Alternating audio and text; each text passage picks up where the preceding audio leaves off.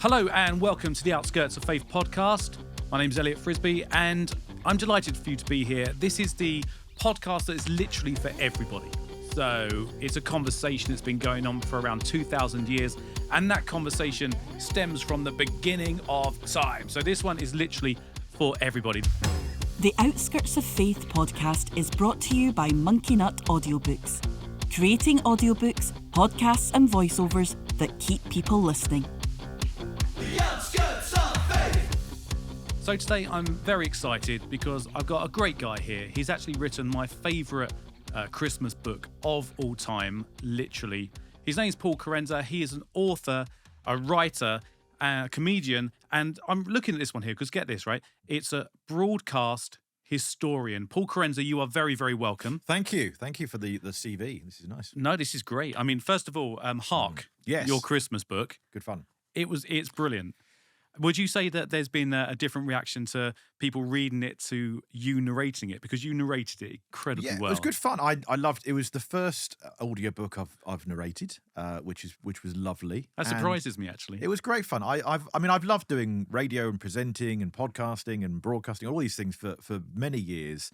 And but there's a certain extra joy, of course, doing it with a book you've written and rediscovering the words you've written, often a year or two before, and finding new angles on it. And it's like you're reading it as a reader. I think once again, it's lovely. So what is a broadcast historian? Can you talk us through that? Yes. 'Cause I haven't got a clue. Well, neither have I, really, but I've landed myself on it. I'm a bit of a pretender to the throne because about 4 or 5 years ago, I knew very little about. I knew a little. I had a couple of books on my shelf about the origins of radio, the origins of broadcasting. And basically there was, I think you may have been aware of there's a pandemic. Oh yeah, I and heard a bit of a about that, lockdown and all that sort of stuff. And as a stand-up comedian, I lost a lot of my gigs, and I had all of my gigs really. I went from 3 gigs a week to 3 a year, and they were in Wow. car parks. Goodness. And I needed a hobby to keep sane. And so I started reading these books that I had. One of them was by Arthur Burrows, the very first voice on the BBC, and it was The History of Broadcasting, written in 1924. When the BBC was only 2 years old. So, and he mentioned one little fact in there that when the first BBC Christmas, which came up in the Hark Christmas book. That's right, yeah. The first BBC Christmas, the BBC had 30,000 listeners and only 4 employees. And I included that fact in the Christmas history book. And I was dwelling on that going, well, who were those 4? And did they get along? And it turns out, no, they didn't. But all of those people had these ideas of what broadcasting could, should, would be. And I've made it my mission in the last few years I've got about 150 books on it all now. Wow. I'm developing it as a podcast, as a novel. I pitched it as a TV drama. I'm just exploring it in all those different areas. Because we don't think of that. We take it for granted, don't we? We take it for granted Totally. that these things get made. Yeah. But at the beginning, so Yeah. we're like, we got a million channels. I mean, do you remember when we had like 3? Totally, yeah. Back in the day. Yeah, that happened. That's how Yeah, we're showing our age. I know. a bit. Yeah. But what would that have looked like? It's really interesting because they're there going, okay, I've got an idea. Yeah, totally. We can give it to lots of people. It's all ideas, and that's the thing. And it's individuals, and this is one of the things that I've freelanced for the BBC. I've worked in their local radio and comedy writing and writing for children and jokes and things. I'm not a BBC employee. I don't represent the BBC at all. But I get a bit frustrated when people say, oh, the BBC say this, the BBC do that, there's the BBC bias in the news, whatever. There isn't really a BBC opinion or attitude. These are individuals who have ideas, and we all work to our best, and some sway that way and some sway this way, and everyone tries to be balanced and fair and all these sorts of things. But going right back to the start, you can really see that when there are only 4 or then 10 or then 20 employees at the BBC. First few months, it does grow exponentially, but within the first year, there's about 100 employees, so it's a small operation to begin with. And therefore, the influence of all of those people is quite great. One person walks in and goes, do you know what we should do? 3 weeks into the BBC, or 6 weeks in, someone walks in and goes, do you know what we should do is there's an opera down the road. Can we broadcast that? I go, well, no, it has to be in the studio. Well, can we not just lay a cable? We'll call it an outside broadcast. Yeah, let's give it a go. And they do it. And it suddenly launches this thing called outside broadcasts, Wow. which we now take for granted, isn't it? But these are just ideas from people. Well, we both know people in the Beeb, and I'm sure that they would love the opportunity to be heard. Absolutely, Because yeah. it's a monster now. Well, yeah, and tying it in with this, I'm doing a massive thing this year about the first religious broadcast, and I'm recreating it on stage because it's only in the last year we've rediscovered the tale and the actual words of the first broadcast sermon. And in fact, the BBC records and the history books claim that the first religious broadcast in this country was on the BBC, Christmas Eve 1922. But no, 6 months earlier, there was one preacher, pre-BBC, when the BBC was even a glint in the eye. Reith had never heard of radio at this point, but one lone preacher in Peckham had this idea to broadcast a service into his church. And one Sunday, he didn't turn up. He wired up his church, put a clothesline on the roof with a radio aerial, and put a box on the altar, probably breaking all these ecclesiastical rules in the process of not having a minister present. And his congregation, who'd never heard of radio, were baffled. It's incredible. Yeah. You know what, that's amazing. I mean, it reminds me a little bit of what it would have been like when you had silent movies. To suddenly you got sound. Yeah. And people, that's a ridiculous idea. It's not going to work. Yeah. You have to excuse my ignorance here. So, Yes. when did radio first come about? I mean, so he did this idea. Yeah. But how long had that sort of radio been happening? So at this point, we're in the first religious broadcast in this country. Then this is July of 1922, and at this point, radio is an experimental thing that a few hundred people listen to, and essentially. After the First World War, 1918, radio's used it was a one-to-one process. A bit like we say, I'm going to radio for help, or radio between the radio hams thing, And so by some 1922-ish, there was this idea of broadcasting, and the word broadcasting was just coming in. It's an agricultural term, to scatter, and it's biblical. The parable of the sower, scattering of seed, casting it broadly. It's a biblical concept, and it's a parabolic concept. Is the word parabolic to do with parable? I think so. I've made it up. I just want to write notes. And, but this idea of spreading, and like that parable, with broadcasting, you send it out, like this podcast, you send it out there. You have no idea who's going to pick it up. Unlike a phone call or a radio call when it's one-to-one, you know that other person's listening to you. You send it out there and you have no idea exactly how many people will hear it. And so that idea of the first broadcast preacher thinking, I can send this gospel message out there.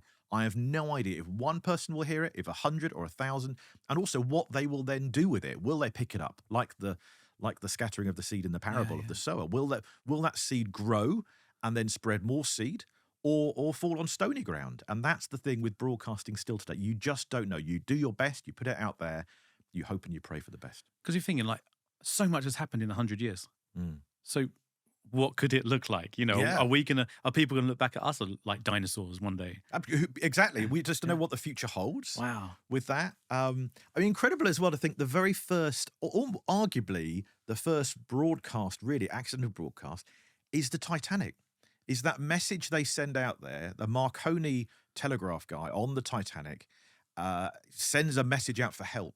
But you don't know who's going to pick up that message. You send out a cry for help, and of course, one ship then, or two or three ships, come to the rescue. Many others don't pick up the message or don't hear it. Arguably, that's what we're all sending out these messages, crying for help. I feel like I need to change this podcast. I feel like I should do a new intro, like, "Hi, welcome to Outskirts of Faith, a conversation about 2,000 years and a history lesson." Well, we'll rein it back in then. But I will. I don't want to. No, but at the same time, tying it in then. Is on the outskirts of faith, the outskirts of all of this stuff. Is all of this stuff bubbling away, the harnessing of technology that we've managed to do, and a way of amplifying our messages, our cries for help, our gospel messages, our spreading of news, and the way we can shrink the world, but also conquer things like loneliness. And I mentioned the pandemic earlier. Suddenly, what if that had happened? Well, it did happen. Spanish flu thing of 100 years or so ago. Right. But it's happened at a time when we can communicate. We can do a Zoom call, and we can dial into church, for example. And in a flip side version of that first religious broadcast with an absent minister but a present congregation, it's the opposite. Now you got in our church, the vicar was the only person in church with a camera that he'd set up himself. And everyone else is at home watching it on YouTube. And, you think an incredible time that we can actually, in a time when we have to legally be locked down, and that actually we can use technology to reach out and conquer that loneliness, hopefully. Where else do you talk about this? I mean, because people listening to this right now will be similar to me. They'll be like, I want to hear a whole load more. That broadcasting that just sort of fascinated me. I want to look into that more. Do you talk about this? Like, you've got a podcast Yeah, as well. so I do a podcast called The British Broadcasting Century, with nothing to do with the BBC, but it's about them, not with them. Just put that out there. Exactly. And so, for example, like the podcast episode, we're telling it very slowly, very granularly sort of level. So in February 1923, the BBC had a battle with the press, for example, and the next thing is the first political debate on broadcast. So, each episode we go through a little moment by moment. And currently I'm doing the history of religious broadcasting. And so those very early years, well, it's interesting. I found like the earliest church service on the BBC, they took a long time to work out what sort of church service they should broadcast. Anglican, Catholic, Methodist, whatever it should be. And ultimately they chose, I think quite famously, St. Martin in the Fields, Trafalgar Square, London, and that's partly because it had this reputation from the war. It's a place of welcome and accessibility and openness, so it's familiar to non-Christians as well. So they wanted to portray and amplify this version of Christianity, which sort of says that everyone's welcome. St. Martin in the Fields is right there, the heart of London. Passers-by and tourists, to this day, you walk in, you find a nice cafe, you can find talks. It feels very open and welcoming, and it sort of says, look, whichever flavour of Christianity you know, or you have a fondness for, or you're against even, you're welcome. Our doors are open. Come on in and let's talk. I love that. We talked about this a few times on other podcasts, that there is a church for everybody, and they are different. So don't be frightened if you think, oh, that's not for me. That's a it's a bit far out there for me. That's a bit high. Where's all the people who are just sort of like singing? Where's the guitars? There is a church, isn't there, for everybody? So Paul, we're talking Outskirts of Faith, and I imagine that being a comedian, being on the road, being a writer, submitting things, it's up and down and left, right, and diagonal at times. Have you ever found yourself, and not necessarily in your work, just in life, have you ever found yourself on the outskirts of faith, maybe questioning, or maybe you started there and got pulled in? And what did that look like? Yeah, I mean, it's not. I've gone off on one about the history of radio and not have mentioned the fact I do stand up as well, and that itself is quite a lonely, isolating sort of job. It's you drive there. I think it was Jack D who said that 99% of stand up is driving basically, and the gig at the end of it is the treat. That's you don't have to pay us for that bit. You got to pay us to drive across the country to go and do it all. But it does make, and especially when you start out as well, and even to this day, if you have gigs that don't go well or don't go brilliantly, it's a long drive home. It's a long and lonely walk off. You have great time manufacturing fun for your audience, and you walk off stage, and then you're on your own again, and you get in the car and you drive 3 hours home, whatever it might be. So it can be a bit like that. So that can feel on the outskirts of I don't know, society, I suppose, as a whole. But also then as a Christian as well, a Christian in the world of comedy certainly also feels a little bit on the fringes. So I think I kind of do feel I've had a lifetime of always feeling a bit on the edge. I've never felt at the centre of anything, I don't think. Although the thing I constantly have to try and get my head around as a Christian is that God sees, something in you that we don't see in ourselves, and that, that the love of that creator, that's what makes, the Christian faith, I think, quite unique, is that you have this idea not just in someone who has created us, but who has an ongoing personal relationship with us. And that in that sense, we are the, I don't know, theologically if I'm quite sound here, but we're the center of his universe. We all are, because he has that love for us. But we don't see that in us. I certainly don't feel that in myself. I felt like an outsider forever in all sorts of, in comedy, I feel on the outside of that. I'm not at the heart of it. In church, I've felt on the outside a bit as well. Certainly people in the arts, I think, often can feel a bit on the edge of those things. The very first book I wrote was called So a Comedian Walks Into a Church. And it was, each chapter was me going to different churches around the country on the road as a comedian. You do a Saturday night at a gig in Chester or something. You stay over, you wake up, I just find a church. And I would go to every different type of church I could. So you walk in, and it's a Baptist, Methodist, Quaker, Evangelical, Pentecostal, whatever. And as you said earlier, you could walk in a bit like wide-eyed, going, "Oh, this isn't what I expected," And you sit at the back and you feel a little bit unusual to begin with. But at all of them, I would say, I felt if I committed to it, and that if that was on me to commit to that, I found a home there. And I found in all of them, they can feel like family, which is a great, lovely thing. So no matter where you went, just by committing a bit of yourself to it and actually giving it a chance, you did actually find that there was a welcoming for you and something within that service, for example. Yeah, and I've always been a bit of a glass half full kind of person. I think generally, you know, with exceptions. But at all of those churches, then, and especially once I'd say about 2/3 of the churches I mentioned in the book, I had just happened to go to because at Life on the Road, I wanted to experience different types of church, a bit different from home. I'd say the last third of the book, maybe to finish the book, I was going, right, what have I not done? Quaker, right, let's get over there and let's, you know, so a few of them were with the book in mind, you know, which I think is fair to say. But that was what was lovely about that is it really felt like, okay, I wouldn't normally have gone to this sort of church, but you go along open-minded, ready to experience that sense of community and the presence of God within that.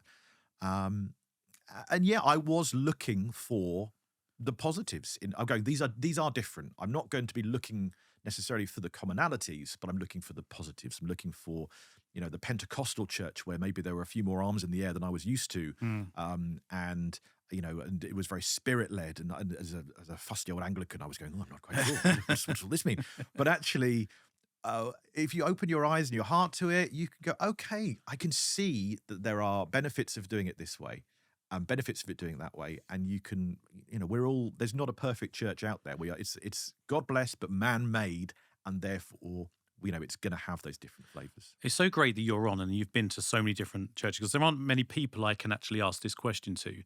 So I talk a lot, as I mentioned already, there are different churches, go and explore them. Is there a common ground? What's the common ground? So imagine like a spider graph, yeah, and on the outside of the spider, at the end of the legs, you've got all these different types of churches that you've been describing. So what are they connected to that's in the middle? Don't just say God. Don't say God. But what is it, you know, that say separates them, but also, you know, puts them in the same? Well, I mean, it's difficult to say, isn't it? But I think community, is at the heart of all of them. And if you go to a church and it doesn't feel like there is that sense of community, that's often when there is something, you know, that just feels wrong and amiss. Like they need to be there for each other, as well as, you know, love your neighbour as yourself. And so on, as well as loving God. You said, I can't say God, so I'm not going to say that. But Well, you can if you want. I can. But therefore, we are there for a primary purpose, to worship God. But, you know, as Jesus said, the two important commandments: love God, love your neighbour, basically. And yeah, we go there to worship God. We also go there, I think, to feel that community and to feel knitted together, and that's a great thing. And the way we do it then changes. So you go to some churches and they're an hour long. I went to a couple of churches ago, you know, 2.5 hours later, I went to Catholic Mass. You know, I'd never been to a Catholic. I made the rookie error of going to a Catholic Mass as a non-Catholic out of curiosity, which is great. And I encourage people, be curious, try these things. But it was packed on a Friday morning, absolutely packed. The only seat left was in the front row. And that's a mistake, because everyone else there has been Catholic all their lives, and they know when to stand up, sit down, kneel, in all the term, you know, the right place in the liturgy. And I was looking around and go, what? Oh, I just need to know what to do, you know. So if you know, that's why you stand at the back, look at what everyone else does. Good advice. I'm going to, seeing as it's just you and me here, I'm going to share a little story with you. So I always, I won't go into my full backstory, but I always sort of use the word, you know, that spiritual, you know, all those years back. And I spent a lot of time on the road at certain points in my life. And I always knew that I was being pulled towards something. I always knew that.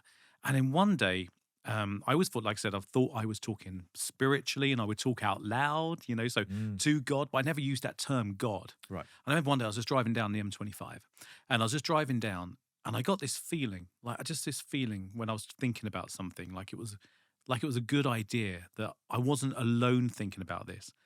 And I actually said, God, with a question mark at the end, you know, right, okay. Yeah, just in case I couldn't act it out very well because I'm not an actor.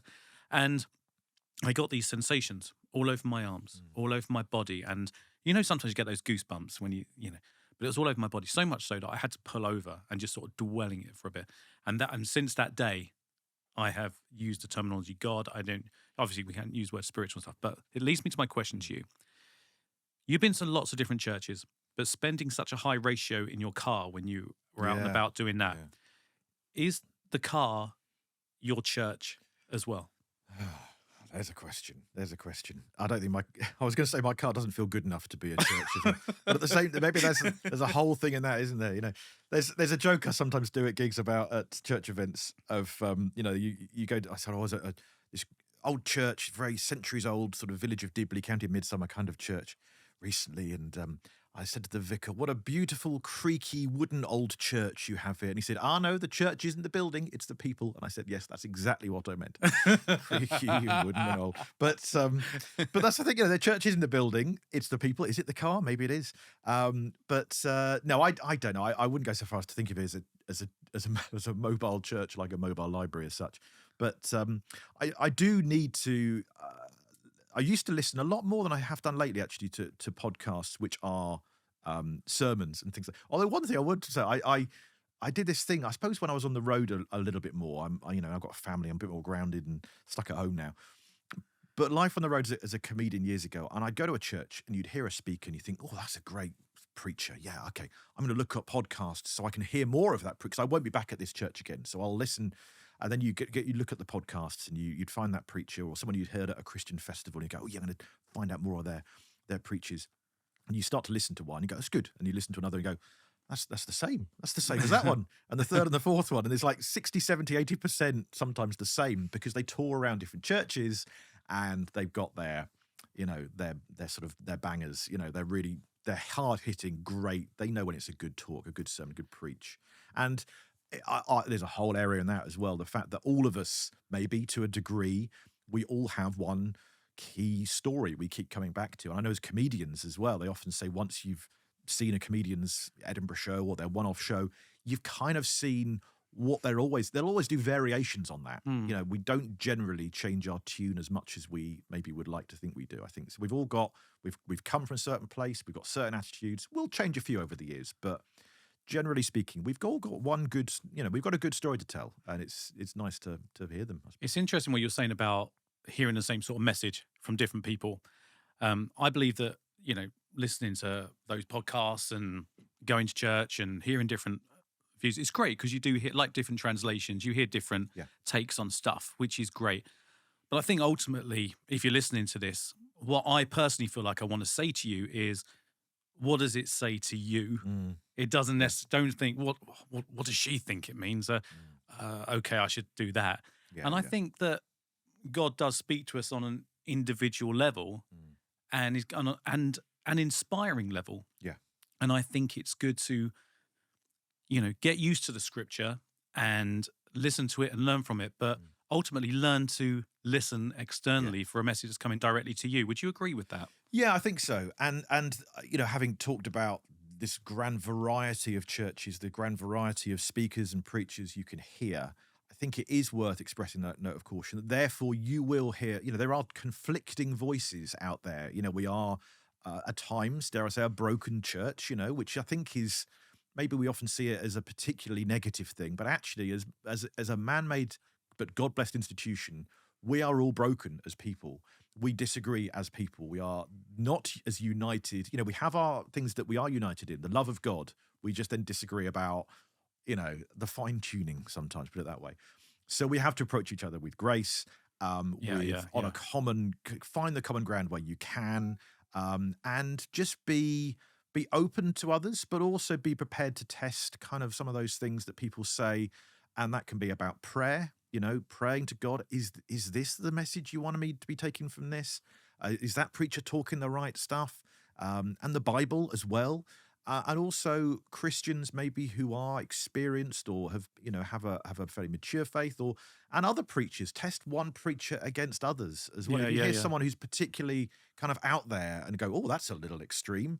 What's the mainstream saying exactly? What have people been saying for the last couple 100 years? What does John Wesley say? He founded Methodism. There's a lot of wisdom in some of those people from the past, and the history. We're standing on the shoulders of giants. But you're absolutely right. And I also think that things need to sometimes be broken to rebuild, and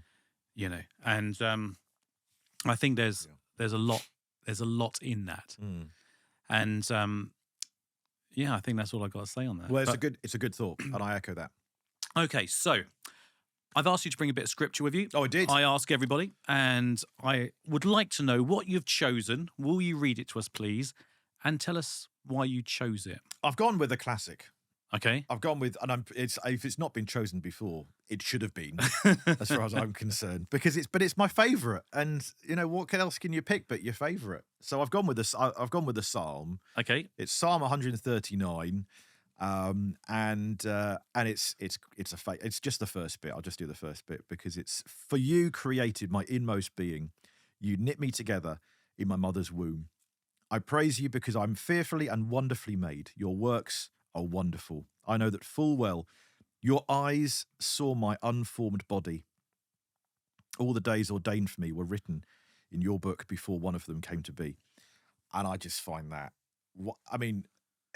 it's one of the finest things ever to be written. It's poetry. It's beautiful. It's an origin story. It's theology. It's everything is in there as far as I'm concerned. So what do you get from that? When you read that, how does that... I think I tell you, I'm guilty for this as well, Paul, is that sometimes I might read a bit of scripture and I don't feel like I'm reading it how it's meant to be read. Right. So often I listen to audio books of the Bible reading to me. I've really listening to a brilliant one at the moment. So it's got a full production and everything. Oh, lovely, yes. It was awesome. Yeah. But when you read that, why does that speak to you? It speaks to me for a couple of reasons, I think. One is, that, as I sort of hinted at earlier, for me, that sense of why does the Christian faith maybe have, I think, the right angle on God? Because a lot of different religions will say, oh, God, there is this being, there's a creator. If you believe that there is a creation, that it didn't just happen, then presumably you believe that it was created by someone, something, who we call God. The fact then that it's not just about God putting stars in the sky, making human life going big bang, boom, you're off. Good luck to you. But it's also knitted me together in my mother's womb. Hand knitted. We are made at cellular level by God. And I think that care, attention, interest in me, in us, in you, in each other, is incredible. And it's something that if that's true, then that has to be a game changer, I think. That in the way we live our lives and think about the world and think about who God is and what God is, and why God is, maybe arguably. I think also, I was only reading it here and now that I also sort of was, and then I praise, I'm fearfully and wonderfully made. Your works are wonderful, so it's praising the wonderful creation of God. But then the next line, your eyes saw my unformed body. And my backstory as well is I had a very unusual start in life in that I have no belly button, which is I say it on stage quite a lot. I show it on stage quite a lot and baffle audiences. It's good for sobering up stag do's, I find, at comedy gigs. I've got no belly button because when I was born, my parents didn't know at the time. It was a surprise. I had my bladder and bits of my bowel on the outside. Okay. So apologies if anyone's listening having their lunch. But and they fixed it. They put it back in again. It's about 1 in 100,000 births. Not many. I'm 44 now. I think the oldest person who's got this is about in their 60s or something like that. Okay. So if I was born 100 years ago, they wouldn't be able to fix this. There's not many of us out there. But there are all sorts of medical quirks and things that go, that are wrong at the start and go tricky. But to read that line then, your eyes saw my unformed body. I dwell on that fact that I was born a bit unusual, and many of us were. We often have, as we're increasingly finding, we have mental health issues, we have physical hidden disabilities and things. Most people, walk down the street, no one would know that I had this. That I go back to hospital every year for checkups, that I've had a couple of 100 operations and things to fix things.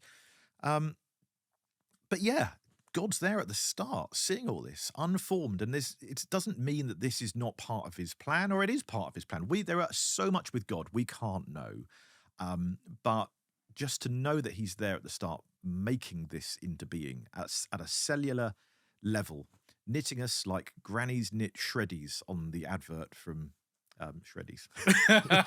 I wondered how you're going to do that. Trailed off, didn't it? But it's a fine argument. I need to work on the ending, but you get the idea. But I just think it's a marvelous thing. Yeah, it's incredible, and incredible just what people can do as well.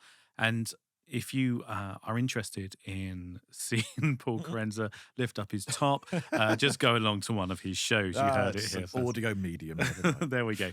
Thank you for sharing. Okay, we have now come to the time for... What does it mean? I really don't have a clue. So what does it mean? Really don't have a clue. So basically, there are loads of words, terminology that pops up, right? In Christianity, in conversation. And they're probably words that we know. Some words there aren't. We don't know. And some words just stop us having conversations or going through a door, because it's a bit of a brick wall. So I've got a word for you today. I think it ties in quite nicely for the fact that you've been to so many different churches. You would have heard lots of different versions of these. So what does it mean, the word hymn? Hymn. Hymn. As opposed to her, as opposed to a song, Yes. a Christian song, a song of worship, a song of praise. It even looks unusual, doesn't it, the word hymn? The fact Yes. that instead of an I, it's got a Y, it's got an N, we don't really say. It's, it's unusual, I think it's fair to say. So it's a song of worship, a song of praise. But in our church, we go to a fairly high church, I suppose. We actually moved there about a year ago, moved churches. And it's unusual, because we've got young kids, and often the trend, I guess, is for young kids to feel more settled, maybe, or at home in a sort of in a less high church, in some way there's a bit more freedom and all that sort of thing. Although there's a great deal of freedom, kids can run around at our church, and they often do. But actually, we have a good amount of liturgy at our church. We have old-fashioned hymns. We hold a hymn book in our hands. You have a hymn book. We have a proper, not just a hymn, but a hymn book. A hymnal, even, maybe. A hymnal. Are they the tiny ones where you have to wear like big glasses? So you can No, read these are them? good size. Okay, good size. that's good. Yeah, these are That's all good. right. Large print. We've got a lot of people with eyes issues of different ages. Yeah, so we have that, but there are therefore barriers of words within some of those old hymns. We sing hymns, some of them unfamiliar to me because we've only been there a year or so, and some of them going, oh, I've not ever sung this in 44 years, let alone the last 200 years. But therefore you find some languages. We had one at the church last week when it was the word sucker, not as in haha sucker, so long sucker, but S-U-C-C-O-U-R, succor. S-U-C-C-O-U-R. Okay. Succor, yes. And halfway through the hymn, my wife turned to me and whispered, like, what does sucker mean? And I was like, I'll tell you after the hymn, thinking, I should really know what sucker means. I don't know. I think it means sort of comfort or something like that, because we are given. Do you remember succor. the line off the top of your head? I don't remember the line. Okay, But it was twice. There was succor was twice, and there's another hymn about Our Lady of Perpetual Succor, I think, in terms of kind of Catholic theology. Mary, well, they call it. Do you know theology of Mary is called Mariology, like Mario in Super Mario. I had no idea. Mariology. So that means a theology of Mary. But you look at it, it looks like it's a theology of Mario. Anyway, that's a whole different story. But so succor, which essentially then is a sort of a word meaning assistance or support or help, comfort in times of distress and hardship and things like that. But I had to look that up afterwards. But there are those sometimes, yeah, you're right, hurdles, barriers. If some of those words haven't been updated for a couple hundred years and you're singing words of worship and praise, but sometimes you need a bit of a thesaurus or a Google Translate. Was that a word? Was it one of these hymns that comes from the Psalms or anything like that? I mean, or is this a word that would have been used in conversation X amount of years ago? And how far back is that? Would you be able to guess that? Yeah, I don't know. I mean, I think the thing is that, I've often thought as well, like this is a hymn from a couple of hundred years ago, and even 100 years ago, they're still writing, and hymns like that and having that sort of language. I found it fascinating thinking as well. And this is an odd theory, right? But I just wonder, right? Bear with me on this. Okay. Jesus, when he's speaking, he speaks in parables, often stories, and he's speaking to an audience who work with their hands. He's a carpenter. His dad's a carpenter. He's got disciples who are fishermen, and farm workers are there, presumably people who toil the land and all this sort of stuff. And so you get the parable of the sower. You get talk about being fishers of men. You get the feeding the 5,000 with fish, and parable, Sermon on the Mount, talking about the speck of sawdust out of your neighbour's eye when you've got a plank in your own eye. This is carpentry terminology. This is wood, talking about these things. And up to a couple hundred years ago, most people who had work probably worked in those similar areas. They worked in the field, they toiled, they did farming work, fishing, that sort of stuff, supplying food. And that's the world we had until a couple of hundred years ago. And then industrialization comes along and we all get other work, other jobs, like factory work or IT account managers or data analysts or whatever. And those parables suddenly feel a bit more distant. You know what I mean? So like 200 years ago, when you read the Gospels or you hear in church people talk about fishers of men, speck in the eye, planks, etc., you go, oh yeah, I was working with a plank the other day. You know what? I said to Dave, you want to get that speck out your eye, mate? I'm using modern terminology, but you know what I mean? The fact that we've not updated the jobs. I think it's something that you're leading me onto here, what I want to say, because you're absolutely right. I mean, would the parable be about an Xbox? It could be. Yep. The parable of the IT consultant. Yeah. The Mariology, the extra character in Mario Kart, it's interesting, isn't it? I was producing at Monkey Nut Audiobooks, I was producing Tom Wright, or NT Wright as he's often known, doing his news translation. And I interviewed him and we're talking about translations, and he said it's really, really important. He really kind of emphasized that there are new translations for every generation. Oh, yeah. Okay. Yeah. He said it's really important because, get this, I said to him, how do you read the Bible? And his new translation, actually, I do want to shout about it. It's called the New Testament for Everyone. Right. Yeah, it's a very good book. But I said, how do you read the Bible? And he said, well, every morning I get up and I read the ancient Greek and Hebrew, and I'm like, okay. Like all of us do. Like we all, I did that this morning. I loved page 34. Yeah. So I said to him, okay, so you're reading this original script. What are we missing? Which I thought was quite a good question, for me. Yeah. I thought it was quite a good question. And he said a brilliant answer. He said that reading the original text, it's so beautiful. It's so perfectly written. It's like an amazing piece of music played with the perfect orchestra. He said, but with the translations, it's the same beautiful piece of music, but played exquisitely on a piano. Okay. And I thought that was excellent. Okay, that's nice. Really excellent. Yes. And it made me actually think that we need to become the instruments, But he did that. Then he was leading on to how it's important that we do use modern terminology, which then led me to think about how we're still very young within the New Testament.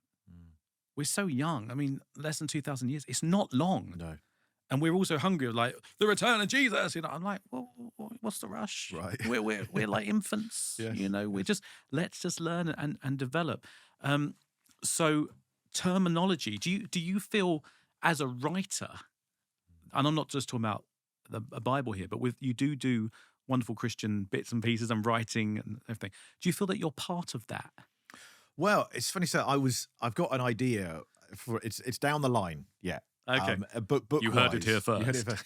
But I'm writing at the minute this book on the early broadcasting story.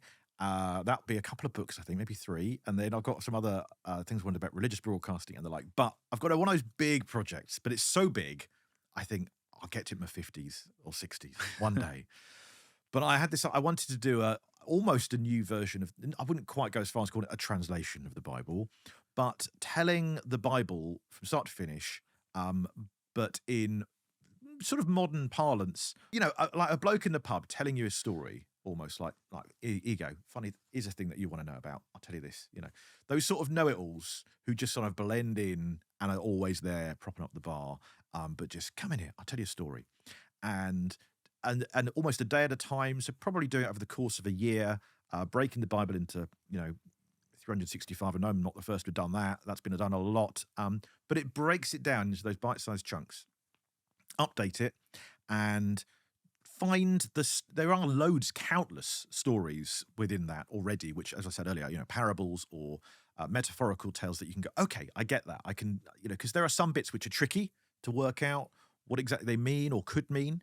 But I think maybe with some sort of just making it as accessible as possible. I'm not saying that is in any way any sort of definitive version, but I think anything that can help us grapple with the Bible whatever we think of the Bible, it is the best-selling book in the world. Lee Mack, who I've written with a lot in TV and sitcom, on Desert Island Discs on Radio 4, you're offered the you can bring a book on Desert Island Discs, and they say you can have the Bible and Shakespeare as standard. And Lee is not a Christian, as far as I know, but he said I would definitely take the Bible because he said I've never read it, and he said I find it amazing that I've got to 50 or whatever I am, and I've never picked up a Bible, never opened it. And if aliens came down tomorrow and said, tell us about the life of the universe and everything, you go, oh, there's a book that purports to tell you about this.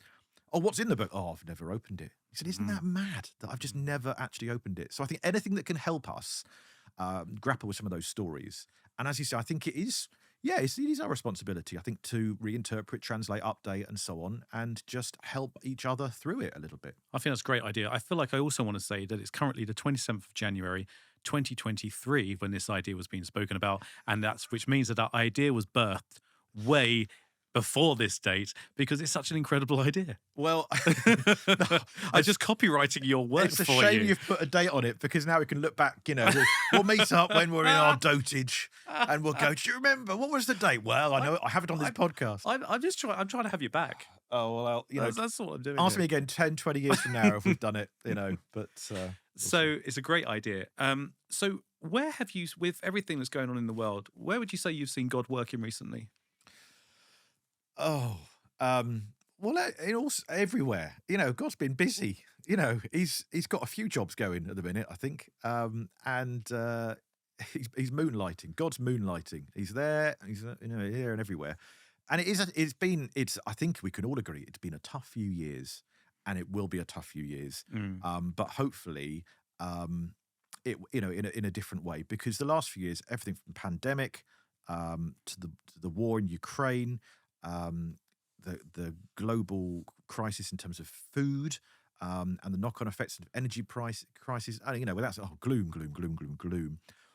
But whenever you see those little moments of connection with people, in the pandemic, you see people rally round and go, you know what I'm going to do? Cook meals for people locally, or be available for neighbours who need stuff picking up from pharmacies. We got to know our neighbours a whole lot more. We've lived in the street for 10 years.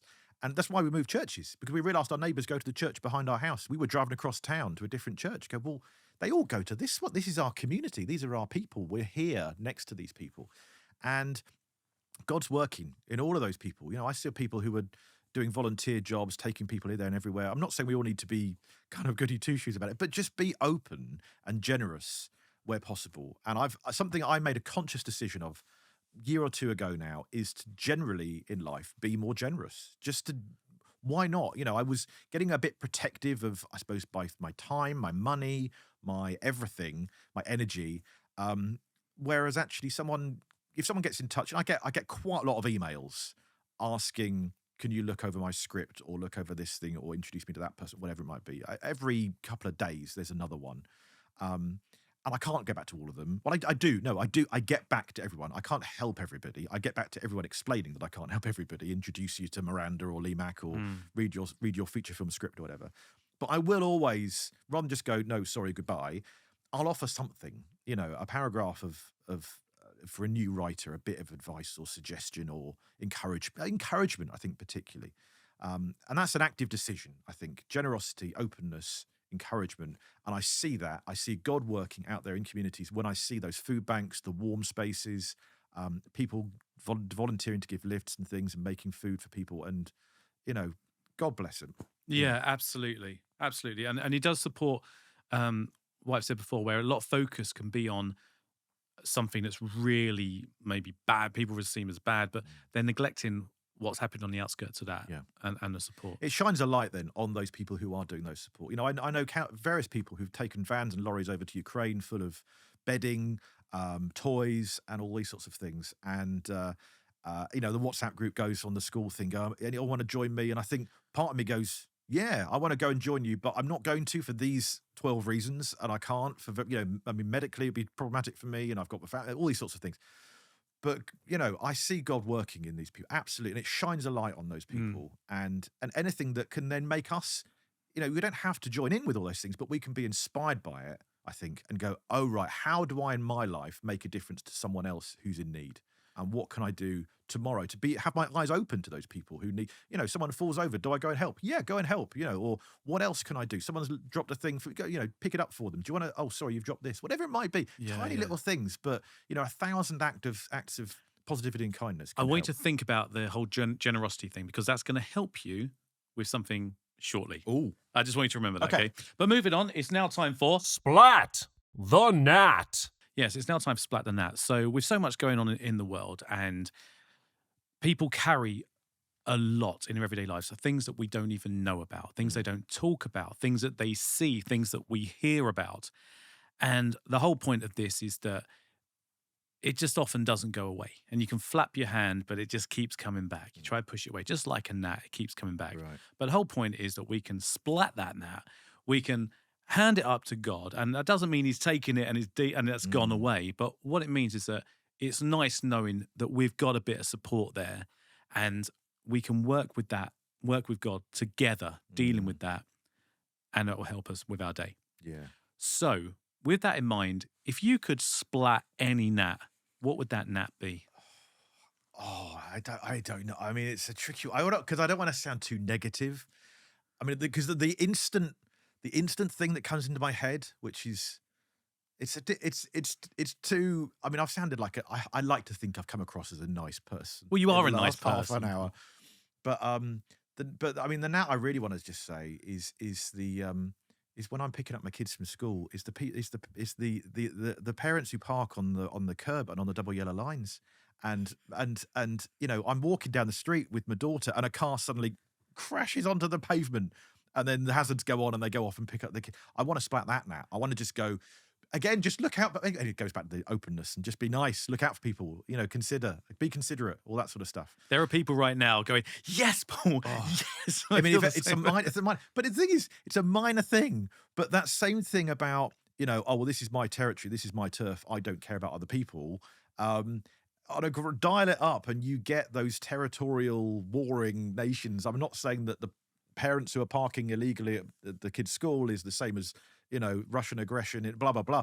I'm not saying that, but we have a human nature thing that we can. I've done things in my past where I've had that selfish attitude to things, and go, no, I know best, and it's I'm protecting me here, number one.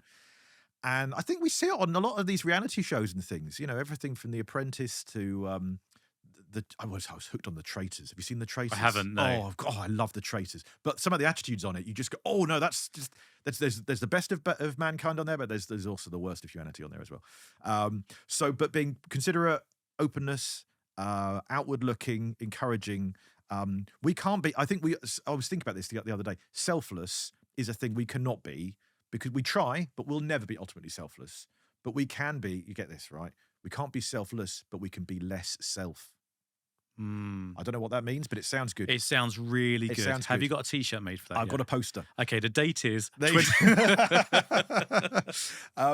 think less of ourselves and more of others, and that will help us to become selfless as we become less self. I think that's great, and I think it's a good gnat to splat. Okay. Because people listening to this, they might just take that on board. Well, I don't know. Everyone's been coming in with different things. You'll be amazed, like what people are saying. Really? Yeah. Well, It's splatted. And Good. And for someone with two kids, I'm with you. All We'll right. splat the selfish parkers. There we go. Exactly. I mean, I've actually gone to a car park, and there's been two cars rushing for the space, rushing for that space. The thing is, We're going off on one. it's so the passion. It's so petty, isn't it? But I'm just analysing the fact that probably with all of the injustice in the world that I could get, and I do get annoyed about, and we series link the 6 o'clock news at night. We're the only people I'm sure who do that. We series link it, so my wife and I sit down and watch it because we're busy putting the kids to bed at 6 and all that.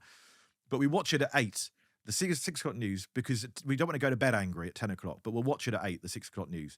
Every night, hit delete, this done. But and I get angry at the injustice there, and selfishness and greed and all of those things that you often see on the news. And yet, the thing I'm probably most cross about in any single day is if I let a car through and the driver doesn't give me a nod or a wave. What's that all about? How is that the thing that really bothers me? Like, come on, I let you through all that way. I've been waiting for 20 seconds, and you didn't even give me a wave or a nod. And that's weird, isn't it? Do you know what I do now? I'm sorry, I'm going to get very Christian here, right? Go on. I pray for them. Oh, I said it's the only way I get through it. I used to get so cross. yeah. I was driving on the road, and then people like whiz up and don't start me on big cars, Yeah. driving at 40 in the middle of the M25. Yeah. Don't start me off Right. on it. Okay. All right. We'll be But here. my point is that I was getting so wound up with this stuff. In the end, the only way I could do it was kind of pray for them and kind of forgive them. It made me feel a bit better. Rebellious prayer. It did. There Yeah, we you go. go. Okay. So, right. So getting near the end now. Okay. And we do a little sort of game show. It's just 3 questions. Okay. All right. 3 questions. And I don't necessarily expect you to know these. A lot of people don't. Sometimes they're really easy. Sometimes they're not. But the whole point is that we don't all know everything. You don't, if you've got an interest in faith, if you're thinking to yourself, do you know what? I would like to explore a bit further. You don't need to know everything because, as you can see, I've got an iPad and I generally don't have a clue. Yeah. But there are some things that I do know now because I've learned from it. and Because you've got the answer in front of you. That's how you know it. This is basically a chance to go, that Kerensa bloke, he gives all talk, he's waffled away for all of this time, and yet he actually doesn't know anything. But some of the questions, find out. about, what did Jesus walk on when he went out to the boat? You'd know Okay. that one, Yeah. However, it's something that we could all learn together. And Right. then maybe if you're listening to this, you might be in a conversation one day and this question might pop up or someone might go, oh, I wonder if, and you go, well, actually, do you know what? Yeah. I know that. Then you've got a conversation. And I do urge conversations with other Christians. I really do. And people who aren't, of course, as well. So I'll ask you the question. Okay. We've got a little sound bite, which will play All right. underneath. And then at the end of that sound bite, about 6-7 seconds, Okay. you can then ask. Thanks. Okay. Okay. Really set up. Question number 1. Sorry, but I chose these deliberately for you. Oh, thanks. All right, because I thought you'd find them interesting. I don't usually do that. That's good. I like it. I Okay, appreciate right, it. here we go. Is 6 or 7 seconds long after Google? Can I? No, you're not allowed. No okay, Google. okay. Question number 1. How many verses are there in the Bible?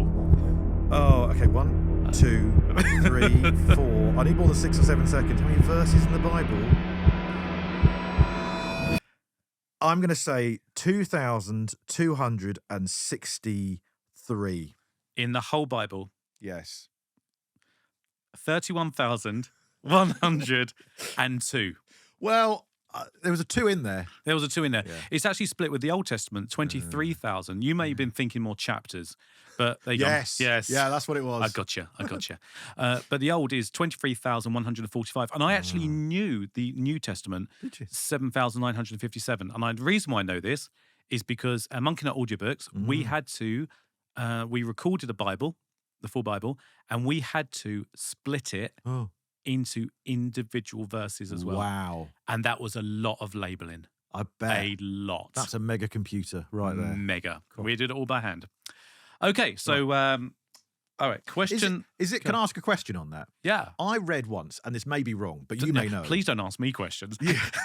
I read once that the verses, the reason they're broken up into verses, and this may be nonsense, so Go don't on. take the Go on. was because the fella who was translating the Bible was on horseback as he was doing it in a carriage, and whenever the horse went over a little speed bump, he's like, and there's a verse.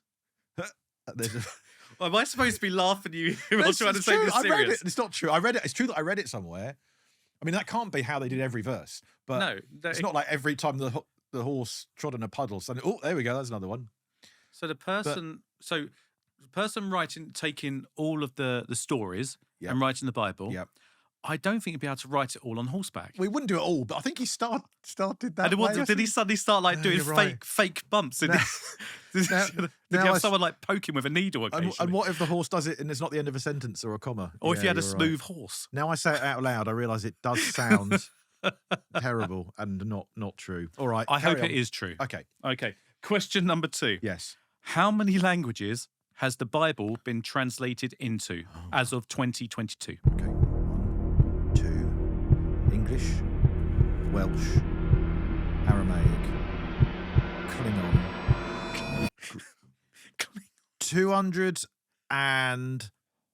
212. Well, I love that you counted by hand. Yes. One of those included Klingon. Yes. It's actually, as of 2022, there are 724. I didn't know there were that many languages. Well, no, that's incredible. But this is where it goes a step further for you. I thought you'd find this interesting. With the New Testament, an additional 1,617. What? Exactly. They must be inventing new languages just to do it. Well, no, this is what came to me because that's got to be dialects, right? Yeah, okay, yeah. It's got to be.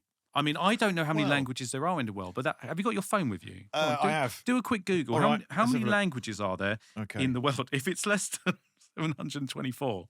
But don't you find that fascinating? That is, isn't it? But also the reach. Yeah. You know, how many people, there's so people listening to this on the outskirts of faith, just that alone shows that it's worth exploring.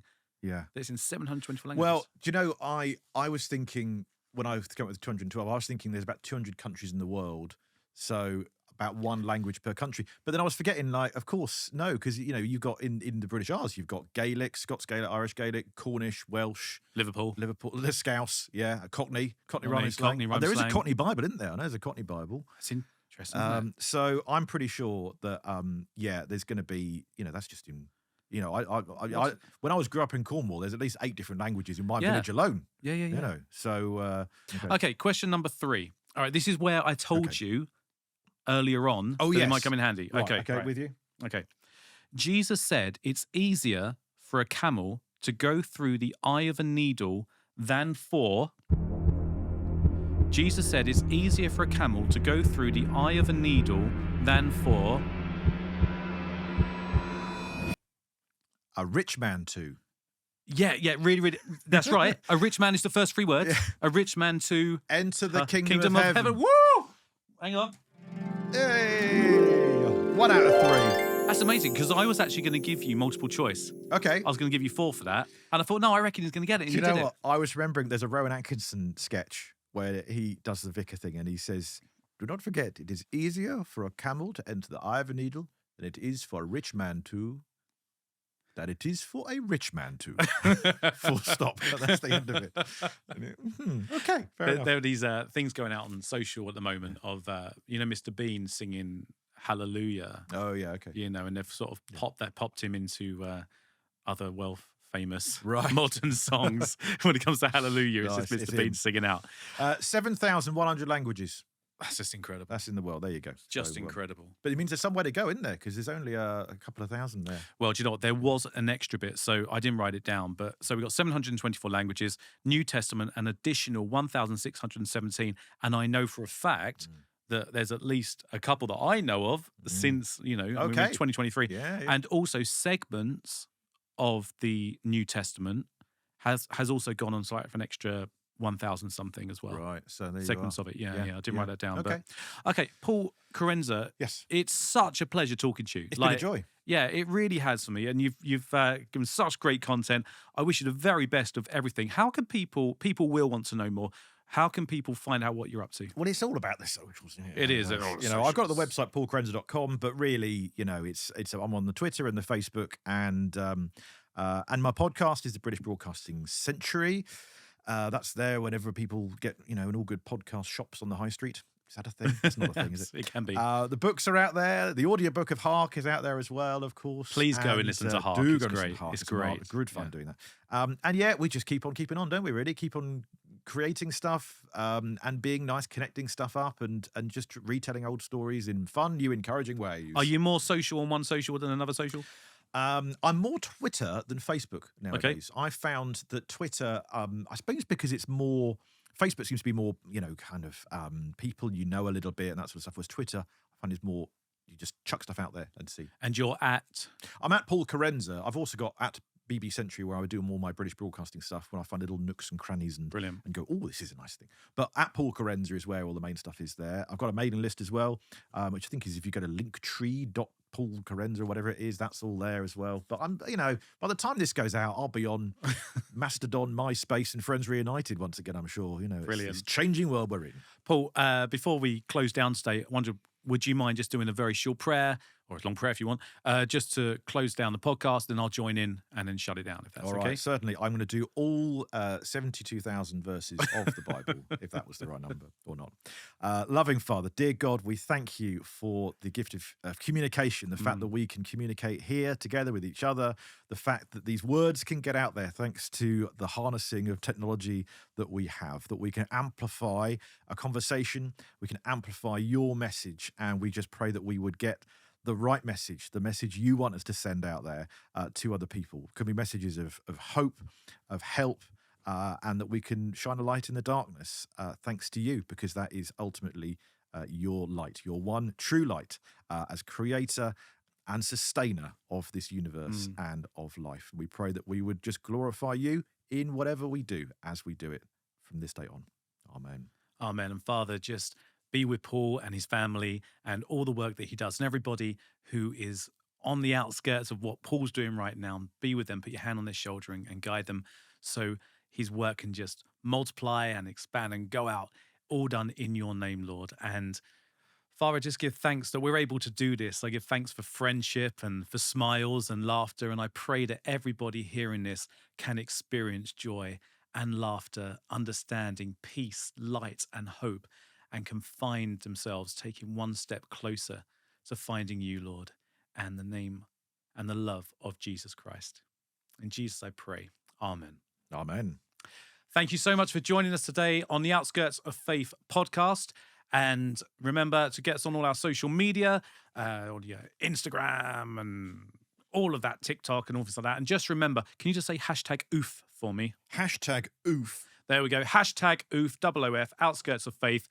And of course, we've got the website with all the resources where you can go on and you'll find something for you. And if there isn't, let us know. It's really important that you do, but it's for you, it's for everybody. See you next time on the Outskirts of Faith. You've been listening to the Outskirts of Faith podcast. We would love more people to join our community, so please subscribe, share this podcast, and join us on our social media. And of course, you can visit our resource website at outskirtsoffaith.com. This podcast was edited by Chris Byland, the YouTube video editing by Adam Moss, music by Matthew Salvage, and hosted by Elliott Frisbee. The Outskirts